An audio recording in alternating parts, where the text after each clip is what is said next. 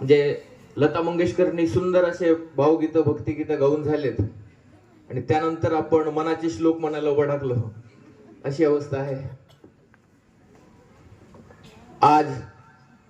इस मंच पर अपने गरिमामय उपस्थिति से शोभामान कर रहे सभी गणमान्य जन, प्रधानाचार्य लाड सर, हरकल सर, बुधवन सर, मेरे सभी सहकारी भाइयों बहनों और मेरे प्यारे विद्यार्थियों, श्रीमद् भगवत गीता जीवन का सार है। श्रीमद् भगवत गीता जीवन मंत्र है। आज से 5000, अगर मैं गलत नहीं हूं तो सम्मानीय महाराज सामने बैठे हैं, आज से 5161 साल पहले आज ही के दिन मोक्षदा एकादशी, आज ही के दिन भगवान श्री कृष्ण के स्वयं मुखारविंद से जो ज्ञान हमें मिला वो भगवत गीता है। भगवत गीता क्या है, किसके लिए है? भगवत गीता मेरा मानना है ये बालकों के लिए ही भगवान श्री कृष्ण ने लिखा हुआ तत्व ज्ञान है। क्योंकि मेरा मानना है जब युद्ध होने वाला था, कौरव सेना पांडव सेना आमने सामने है, भगवान श्री कृष्ण अर्जुन के रथ के सारथी है और स्वयं उसका रथ का सारथ्य करते हुए अर्जुन के रथ को दोनों सेनाओं के बीच में लाते हैं। जब सामने अपने गुरुजन, अपने दादा, अपने भाई, अपने ही बेटे युद्ध के लिए खड़े हैं, ये जब अर्जुन देखते हैं तब अर्जुन अपना गांडीव धनुष नीचे रखते हुए अब कहते हैं कि हे भगवान, हे श्री कृष्ण, मैं युद्ध नहीं करने वाला।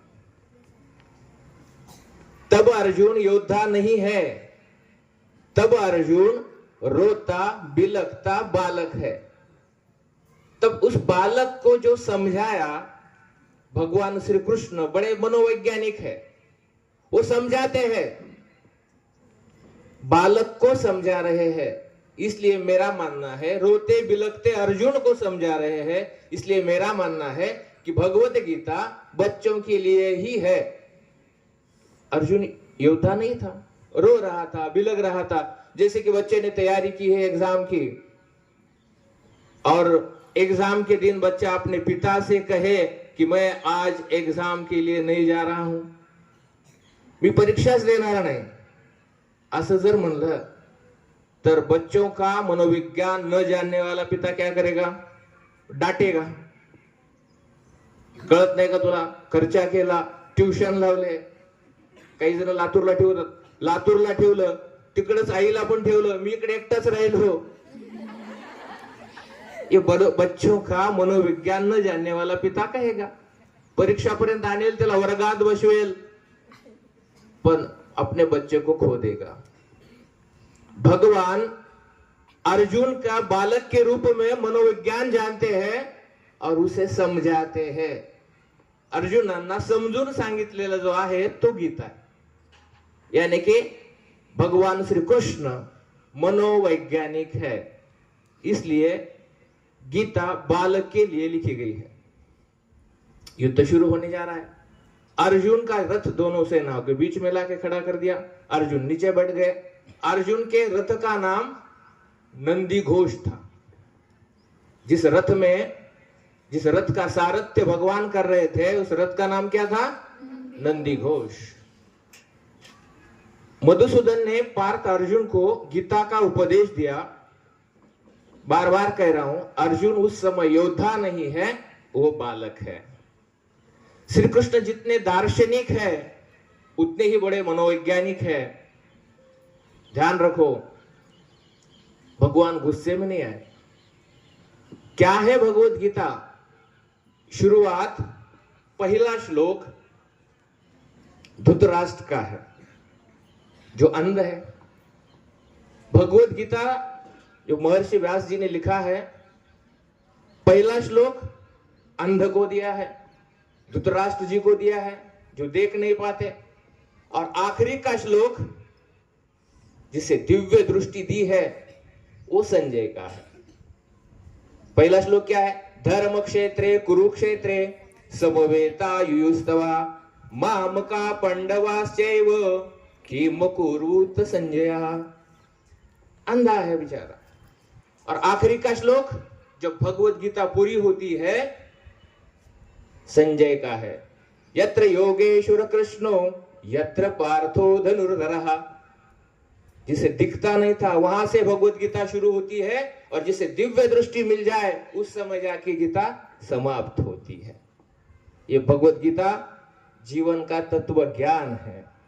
बच्चों, भगवान समझा रहे हैं, अर्जुन को समझा रहे हैं, अर्जुन को ज्ञान दे रहे हैं, कह रहे हैं कि हे अर्जुन, तू जो करने जा रहा है वो सही नहीं है, अब तुझे युद्ध करना ही होगा।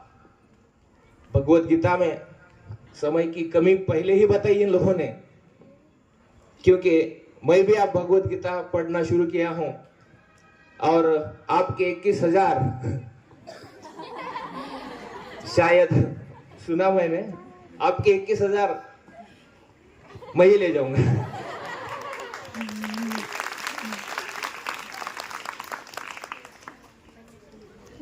जब अर्जुन रो रहा था, बिलख रहा था, क्या श्लोक है? ना कांचे विजयम कृष्णा न कांचे राज्य सुखानिच। मुझे राज्य नहीं चाहिए, मुझे सुख नहीं चाहिए। भगवान समझाते समझाते समझाते 18 अध्याय मैंने लाए थे, समय की कमी है, सार बताता हूं। बच्चों, अब इस जीवन में आपको आगे बढ़ना है तो भगवत गीता ही एक ऐसा मार्ग है जो आपको जीवन की ऊंचाई तक पहुंचा सकता है। और 700 श्लोक 9033 उभ्या ज्या संत ज्ञानेश्वरांनी आपल्याला प्राकृत मध्ये करून दिल्या, वाचल्या पाहिजे। एक तरी ओवी अनुभवावी, म्हणून पारायणामध्ये नुसते पानं पलटण्यापेक्षा आम्ही लहानपणी पारायणामध्ये तेच केलं। राम मंदिरात आमच्या पारायण असायचं, फराळाला असायचं, म्हणून पारायणाला बसायचं। पण जेव्हा कळालं की एक एक ओवी, तिचा अर्थ, तिचं व्याकरण,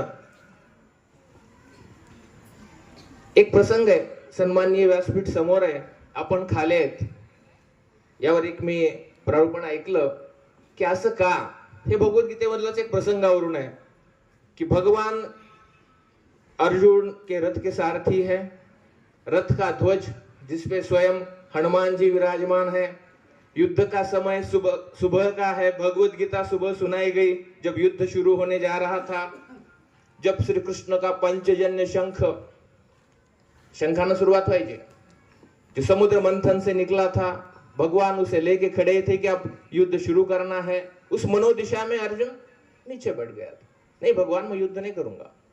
तर विद्यार्थ्याला जसं समजून सांगायचं असतं प्रेमानं, तसं भगवान श्रीकृष्णाने सगळं प्रेमानं अर्जुनाला समजून सांगून झालं।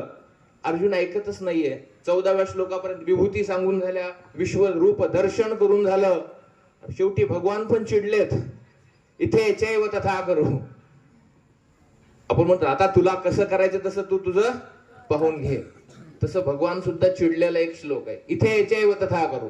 जो तू चाहता है ना अर्जुन, अब तू कर, मैंने तुझे समझाया, सब रहस्य से रहस्य ज्ञान तुझे दिया, और तू फिर भी नहीं मान रहा, इथे चैव तथा करो। तुझे जो चाहिए वो तू कर अर्जुन। मगर रहस्य से रहस्यमय ज्ञान भगवान देते चले गए। आप सबसे विनती है, आप सभी, महाराजांना सांगताना मी ऐकलं की एक तरी श्लोक दररोज पाठ करावा, म्हणजे उच्चार तर शुद्ध होतीलच। भगवान श्री कृष्ण भगवत गीता से क्या सीख देते हैं, पूर्ण भगवत गीता शिकली तर लक्षात काय घ्यायचंय, तर फक्त कर्म, कर्म सिद्धांत हा एवढा जरी आपल्या लक्षात राहिला तर तो पुरेसा असेल. कारण संजय कोण होता, तर एक सेवक होता. ज्यांना महर्षी व्यासांनी दिव्य दृष्टी दिली, हा संजय सेवक होता.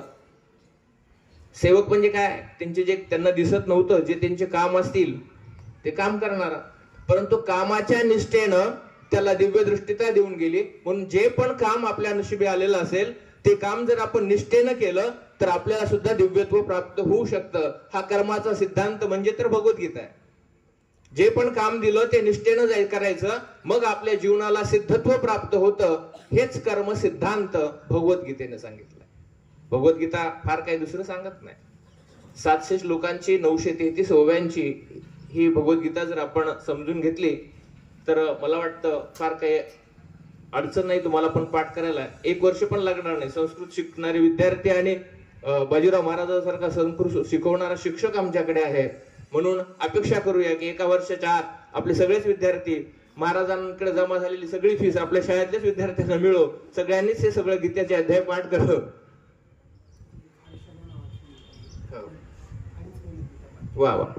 हर्षदा इथे 2.5 महिन्यातच भगवद्गीता पूर्ण पाठ केली असं महाराज सांगतायत. त्याबद्दल तिचं सुद्धा मनपूर्वक आपण अभिनंदन करूयात. आणि जो मी प्रसंग सांगत होतो तेवढं सांगतो आणि थांबतो की हे मान्यवर समोर आणि आपण विद्यार्थी खाली का असतो, तो प्रसंग मी सांगत होतो की त्या ध्वजावर जे हनुमान होते, रथाच्या वर ध्वज जो होता भगवा ध्वज कृष्णाच्या नंदी घोष रथावर, त्यावर हनुमान राय आहेत. भगवद्गीता सांगताना अर्जुन हा हे चित्र आहे आपल्याकडे, तर खाली बसलेला अर्जुन आहे आणि हाच तर पंचजन्य शंख भगवान वाजवतात हे चित्र आहे आपल्याकडे. आणि ह्या चित्राला पाहून मला एक दोघं म्हणले की आपल्या शाळेतलं आधी हे चित्र मोडा. मी जेव्हा आलो तेव्हा मला एक सूचना मिळाली की हे चित्र मोडा, मग आपल्या शाळेची प्रगती होईल. कर्म करते चलो, चित्रानं काय होणार. अरे हे तर सगळ्या जगाला तत्वज्ञान देणारं चित्र आहे हे. कर्मयोग आपण लक्षात घेऊयात. कर्मयोग फार महत्वाचा असतो. आणि आम्ही खाली का बसतो याचं उत्तम उदाहरण आहे. खाली अर्जुन बसलेत, रथाच्या वरून भगवान त्याला तत्वज्ञान सांगतायत आणि रथाच्या वरच्या ध्वजावर हनुमान आहेत. परंतु भगवान श्रीकृष्णाने अर्जुनाला काय सांगितलं हे हनुमानाला कळालंच नाही.